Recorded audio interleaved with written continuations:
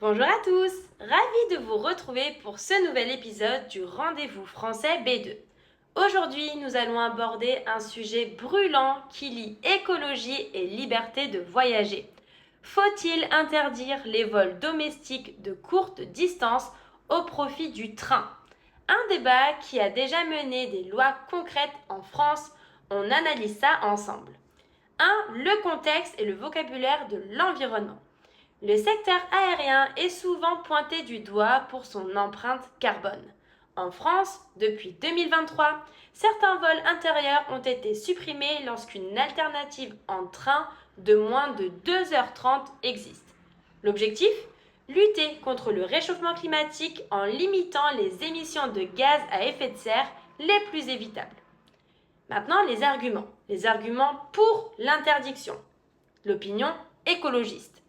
Pour les défenseurs du climat, cette mesure est une évidence. L'efficacité énergétique. Le train émet jusqu'à 80 fois moins de CO2 par passager que l'avion sur les trajets courts. Le confort du centre-ville. Contrairement aux aéroports souvent excentrés, les gares sont au cœur des villes, ce qui évite des transferts longs et polluants. L'exemplarité. C'est un signal fort pour encourager les citoyens à adopter une consommation responsable. Les arguments contre l'interdiction. Pourtant, cette mesure ne fait pas l'unanimité et voici pourquoi. La perte de connectivité. Pour les voyageurs en correspondance, ceux qui prennent un vol international. Après, supprimer le petit vol interne complique énormément le trajet. L'impact économique. Le secteur de l'aviation craint pour ses emplois et dénonce une mesure qui ne représente qu'une fraction infime des émissions mondiales. Le manque d'alternatives. Pour que cela fonctionne, le réseau ferroviaire doit être irréprochable. Or, le prix du train est souvent bien plus élevé que celui de l'avion. Les outils pour débattre. Pour structurer votre argumentation à l'oral, essayez ces expressions.